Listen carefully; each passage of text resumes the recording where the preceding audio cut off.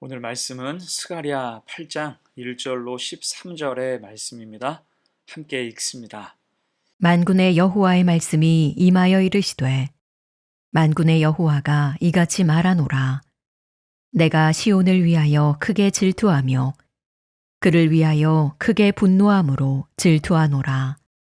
여호와가 이같이 말하노라. 내가 시온에 돌아와 예루살렘 가운데에 거하리니 예루살렘은 진리의 성읍이라 일컫겠고 만군의 여호와의 산은 성산이라 일컫게 되리라. 만군의 여호와가 이같이 말하노라. 예루살렘 길거리에 늙은 남자들과 늙은 여자들이 다시 앉을 것이라. 다 나이가 많으므로 저마다 손에 지팡이를 잡을 것이요. 그 성읍거리에 소년과 소녀들이 가득하여 거기에서 뛰놀리라. 만군의 여호와가 이같이 말하노라. 이 일이 그날에 남은 백성의 눈에는 기이하려니와 내 눈에야 어찌 기이하겠느냐. 만군의 여호와의 말이니라. 만군의 여호와가 이같이 말하노라. 보라, 내가 내 백성을 해가 뜨는 땅과 해가 지는 땅에서부터 구원하여 내고 인도하여다가 예루살렘 가운데에 거주하게 하리니 그들은 내 백성이 되고 나는 진리와 공의로 그들의 하나님이 되리라. 만군의 여호와가 이같이 말하노라. 만군의 여호와의 집, 곧 성전을 건축하려고 그 지대를 쌓던 날에 있었던 선지자들의 입의 말을 이날에 듣는 너희는 손을 견고히 할지어다. 이날 전에는 사람도 삭슬 얻지 못하였고 짐승도 삭슬 받지 못하였으며 사람이 원수로 말미암아 평안히 출입하지 못하였으니 내가 모든 사람을 불어 서로 치게 하였느니라. 만군의 여호와의 말씀이니라. 이제는 내가 이 남은 백성을 대하기를 옛날과 같이 아니할 것인즉 곧 평강의 씨앗을 얻을 것이라. 포도나무가 열매를 맺으며 땅이 산물을 내며 하늘은 이슬을 내리리니 내가 이 남은 백성으로 이 모든 것을 누리게 하리라. 유다 족속아, 이스라엘 족속아, 너희가 이방인 가운데에서 저주가 되었었으나 이제는 내가 너희를 구원하여 너희가 복이 되게 하리니 두려워하지 말지니라. 손을 견고히 할지니라. 이제는 복이 되게 하리라 라는 제목으로 말씀 증거합니다.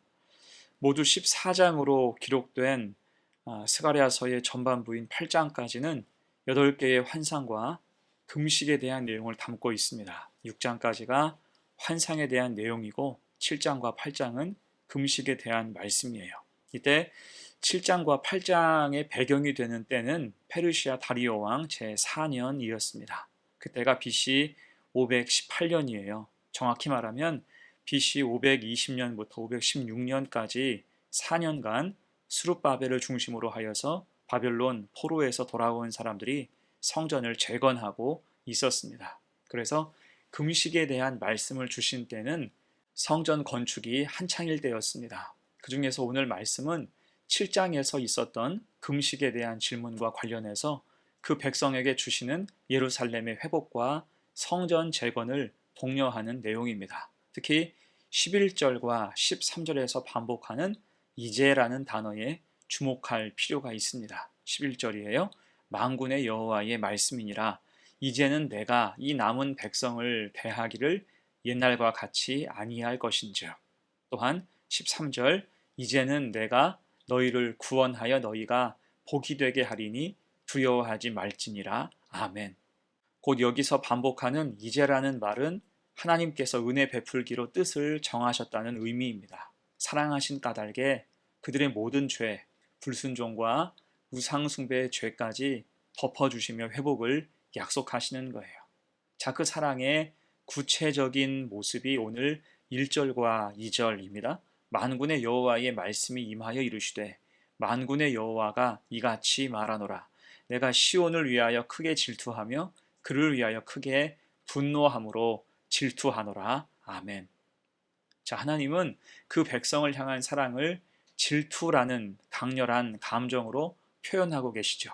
이것은 단순한 감정적인 분노로서의 질투가 아니라 언약 백성에 대한 하나님의 뜨거운 사랑과 순결한 열심을 뜻한다고 할 수 있습니다. 그럴 때 예정하신 그 백성과 예루살렘을 향해서 예정하신 은혜가 무엇인지 본문 통해서 두 가지로 생각을 해봅니다. 첫 번째, 예루살렘이 진리의 성읍이 되게 하겠다 말씀하세요. 3절입니다. 여호와가 이같이 말하노라. 내가 시온에 돌아와 예루살렘 가운데에 거하리니 예루살렘은 진리의 성읍이라 일컫겠고 만군의 여호와의 산은 성산이라 일컫게 되리라. 아멘. 자, 이 말씀에서 중요한 동사는 돌아오다와 거하다라는 말이죠. 즉 이제는 하나님께서 끝까지 자기 백성과 함께 거하시며 지켜주시겠다 약속하시는 거예요. 핵심은 하나님이 돌아와 거하실 때 그곳이 진리의 성읍이 될 수 있다는 것입니다. 여러분, 과거 예루살렘이 멸망한 이유는 그곳에 진리가 다 사라졌기 때문이에요. 그 백성은 하나님이 주시는 진리가 아닌 거짓과 헛된 말을 따랐고 그 영향으로 거짓말을 일삼았습니다. 심지어 법정에서조차 진실을 외면하여 거짓된 죄판을 일삼았죠. 이에 그 땅은 죄와 악이 득세하게 되었고 그 대가로 재앙과 심판이 임한 것입니다. 곧 하나님께서 예루살렘에 은혜를 베풀어 회복시키고자 하는 비전은 단지 성전을 멋지게 재건하는 것만이 아니라 다시 진리의 성읍을 만들고자 하신 것에 있습니다. 여기서 진리의 성읍이란 하나님 말씀이 기준이 되고 정의와 공의가 실현되며 서로 사랑하고 존중하는 공동체를 뜻하죠.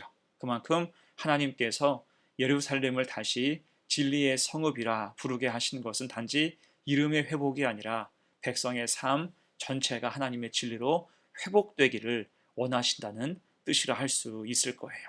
자, 그래서 여러분, 이렇게 진리의 성읍 되게 하시는 것은 단지 과거 이스라엘만의 회복이 아니라 오늘날 교회와 성도에게도 동일하게 주어지는 하나님의 비전입니다. 하나님은 그렇게 우리 삶을 붙드시고 우리의 삶의 진리와 생명이 회복되기를 원하시는 거예요. 그래서 늘 진리와 거룩으로 하나님의 다스리심 가운데 살아가는 복된 성도가 되시기를 축원합니다. 아멘. 두 번째예요.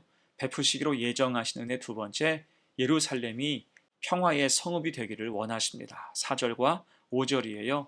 만군의 여호와가 이같이 말하노라.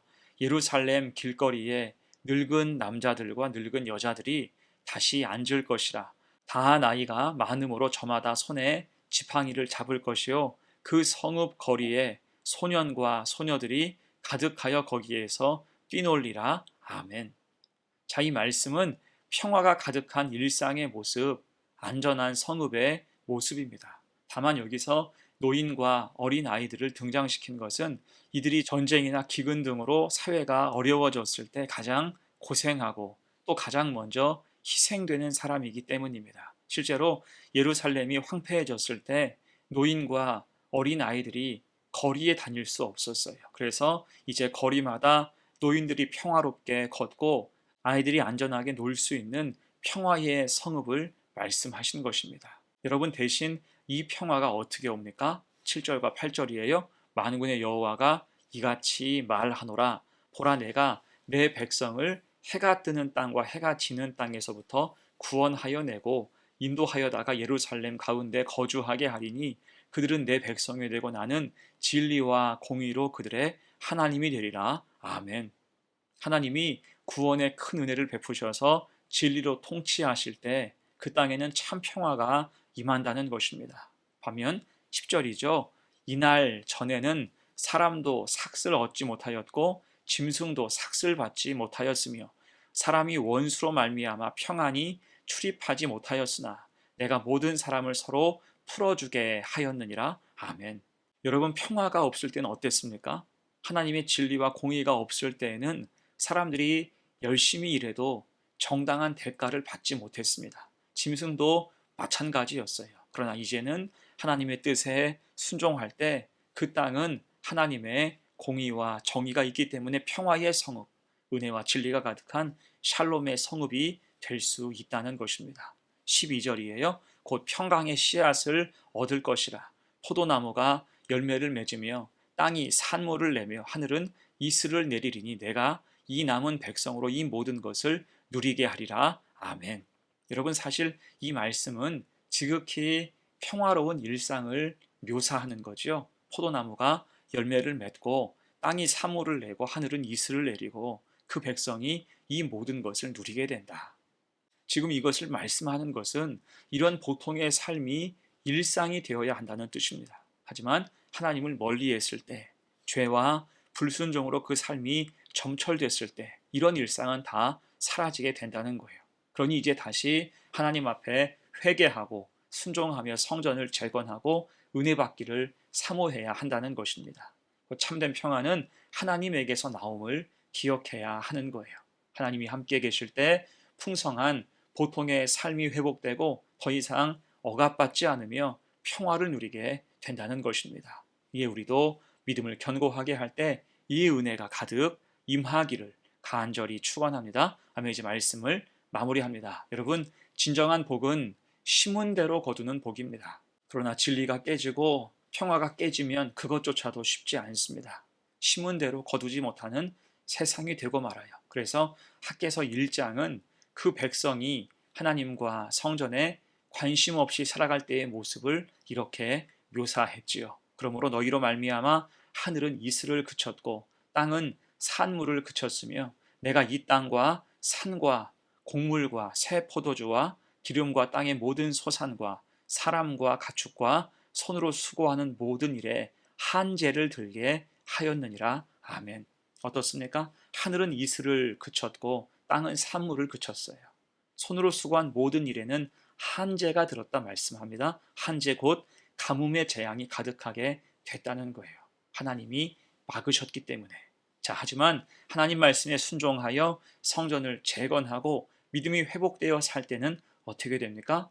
이제 하나님께서 다시 이슬을 내려주시고 땅이 열매를 맺도록 은혜를 베풀어 주신다라고 말씀합니다. 13절 보세요. 유다 족속아 이스라엘 족속아 너희가 이방인 가운데에서 저주가 되었었으나 이제는 내가 너희를 구원하여 너희가 복이 되게 하리니 두려워하지 말지니라. 손을 견고히 할지니라. 아멘. 곧 하나님이 함께 하실 때 불안정한 예루살렘이 진리와 평화의 성읍이 되며 복이 가득 임한다는 것입니다. 하나님이 작정하시면 충분히 가능한 거예요. 이 사실을 기억하여서 우리도 하나님을 의지하여 살아갈 때 믿음을 심은 대로 복을 받으며 은혜의 길이 막히지 않는 진리와 평화가 가득한 복된 삶이 되시기를 간절히 축원합니다. 아멘. 함께 기도합니다.